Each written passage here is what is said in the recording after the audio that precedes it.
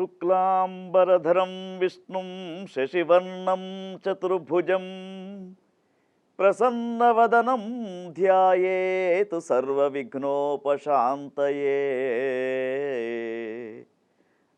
అగజానన పద్మార్కం గజానన మహర్నిశం అనేకదంతం భక్తానాం ఏకదంతముపాస్మహే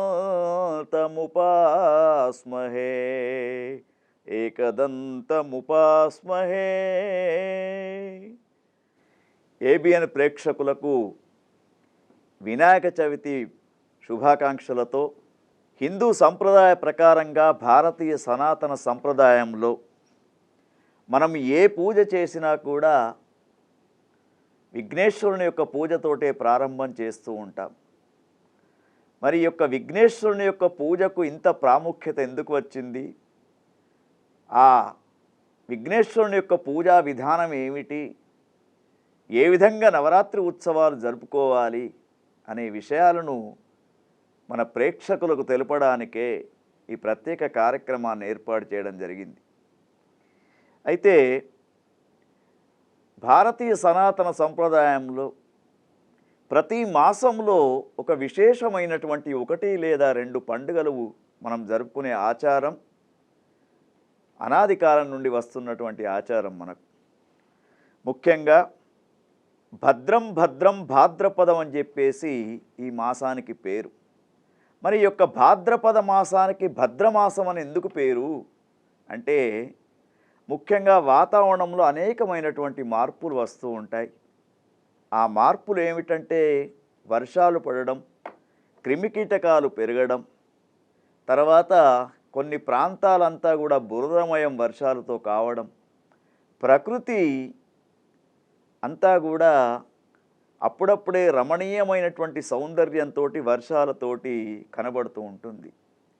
మరి ప్రకృతిలో మార్పు జరిగినప్పుడే మనకు కూడా అనేకమైనటువంటి రోగాలు వ్యాపించే అవకాశం కూడా ఉంటాయి. కాబట్టి భద్రం భద్రం భాద్రపదం అని చెప్పేసి మనకి భాద్రపద మాసాన్ని చెప్తూ ఉంటారు. అయితే ఈ భాద్రపద మాసంలో భాద్రపద శుక్ల చవితి రోజున జరుపుకునే హిందువుల యొక్క విశేషమైనటువంటి పండుగ ఏదైనా ఉందా అంటే అది వినాయక చతుర్థి, వినాయక చవితి.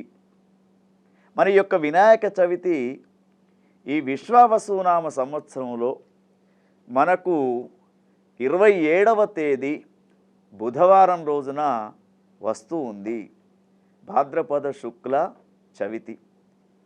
మరి విశ్వావసునామ సంవత్సరంలో బుధవారం వస్తున్నటువంటి ఈ యొక్క వినాయక చవితి పండుగకు విశేషమైనటువంటి ఒక విశిష్టత కనబడుతూ ఉంది. ఎందుకు అని అంటే, ముఖ్యంగా మనకు శ్రేయాంశి బహు విఘ్నాన్ అని చెప్పేసి చెప్పబడుతూ ఉంటుంది. మనం ఏ పని చేసినా కూడా విఘ్నేశ్వరుని యొక్క పూజ చేయకుండా పని మొదలు పెడితే ఆ పని విజయం అవుతుందా కాదా మనకు తెలియదు. కాబట్టి ఆ గణపతి యొక్క ఆరాధన, గణాలకు అధిపతి అయినటువంటి గణపతి, విద్యలకు అధిపతి అయినటువంటి ఆ యొక్క గణపతి, తర్వాత విఘ్నాలను దూరం చేసేవాడు వినాయకుడు, నాయకులకు నాయకుడు వినాయకుడు. పుట్టినటువంటి నక్షత్రం ఏమిటి అంటే హస్తా నక్షత్రం, కన్యా రాశిలో జన్మించినట్టు మనకు వినాయక సంబంధమైనటువంటి పురాణ గ్రంథాలు చెప్పబడుతూ ఉన్నాయి. ఒకటి ముద్గల పురాణం కావచ్చు, గణేష పురాణం కావచ్చు. ఇటువంటి పురాణాల ఆధారంగా తీసుకున్నప్పుడు హస్తా నక్షత్రం కన్యా రాశిలో వినాయక స్వామి యొక్క అవతారం వచ్చినట్టు మనకు చెప్తారు. అయితే మనం అందరం చెప్పుకుంటున్నటువంటి ఈ యొక్క గణపతి ఆరాధన చాలా సులభము, శ్రేష్టము. మరి మనందరికీ తెలిసినటువంటి ఒక శ్లోకాన్ని చూసినప్పుడు శుక్లాంబరధరం విష్ణుం శశివర్ణం చతుర్భుజం ప్రసన్నవదనం ధ్యాయే సర్వ విఘ్నోపశాంతయే అని చెప్పేసి చెప్తూ ఉంటాం. ఈ 2 వరుస క్రమాలలో ఎక్కడ కూడా గణపతి యొక్క పేరు కానీ లేదు. మరి ఏమిటి అంటే, తెల్లని వస్త్రాన్ని ధరించినటువంటి విష్ణు స్వరూపుడా గణపతి అని చెప్పేసి అనుకుంటూ ఉంటాం. అటువంటి విష్ణు స్వరూపంతో కూడుకున్నటువంటి ప్రసన్న వదనం, చతుర్భుజం అంటే 4 చేతులతోటి తెల్లటి వర్ణంతో ఎప్పుడు కూడా ప్రసన్న వదనంతో ఉన్నటువంటి ఆ యొక్క విఘ్నేశ్వరునికి నమస్కారం చేస్తున్నాము. మరి ఇక్కడ విఘ్నేశ్వరుడు శివస్వరూపమా విష్ణు స్వరూపమా అంటే సర్వాంతర్యామి, అంతా ఒకటే. కాబట్టి మరి అటువంటి శుక్లాంబరధరం అనే విష్ణు అనే దాంట్లో మనం చూసినప్పుడు, అందుకే ఈ యొక్క నవరాత్రి ఉత్సవాలకు ముఖ్యంగా నిమజ్జనం అనేది పెట్టడం జరిగింది.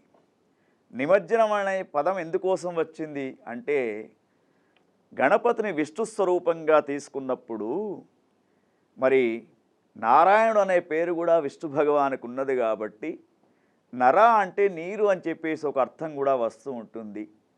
అంటే నీటిలో ఉండే అటువంటి స్వామి కాబట్టి, విష్ణు స్వరూపమే వినాయకుడు కాబట్టి నిమజ్జనం అనేది మనమంతా కూడా చేస్తూ ఉంటాం. ఇంకోటి ఇక్కడ తత్వం ఏమిటంటే, పాంచభౌతికమైనటువంటి శరీరం పంచభూతాల్లో కలిసిపోవాలి. కాబట్టి ఈ వినాయక స్వామి యొక్క వ్రతం చేసుకోవడానికి, వినాయక చతుర్థి చేసుకోవడానికి విశేషమైనటువంటి సూచనలు మనం చూస్తూ ఉంటే, ముఖ్యంగా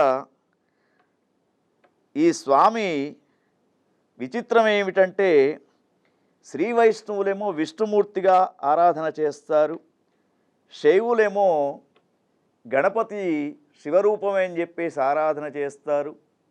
మరి శాక్తేయులు వైష్ణవ సంప్రదాయాన్ని అనుసరించే వాళ్ళు, గాణాధిపత్యం స్వీకరించేవాళ్ళు ఒక్కొక్కళ్ళు ఒక్కొక్క రకమైనటువంటి విధానంతో పూజా విధానాన్ని చేస్తూ ఉంటారు. అందుకే మరి స్వామికి ఏమిటి అన్నారు, విగతో నాయక ప్రభు అస్య స్వతంత్రాత్ అంటే స్వతంత్రుడవం వల్ల ఇతడు ప్రతి ఒక్కరు కూడా పూజించే అవకాశం వినాయకునికి ఉంది. అందుకే తరతమ భేదాలు లేకుండా, పెద్ద చిన్న అనకుండా, వయోభేదం లేకుండా ప్రతి ఒక్కరు కూడా వినాయక స్వామిని పూజించే ఆచారం మనకు అనాది నుండి కనబడుతూ ఉంది. మరి యొక్క విఘ్నేశ్వరుడైనటువంటి వినాయకుడిని ఆరాధన నవరాత్రి ఉత్సవాలలో ఎట్లా చేయాలి, ఏ విధంగా మనం ఆరాధన చేస్తే మనకు ఆ స్వామి యొక్క కృపా కటాక్షాలు పొందుతామనేది తెలుసుకుందాం.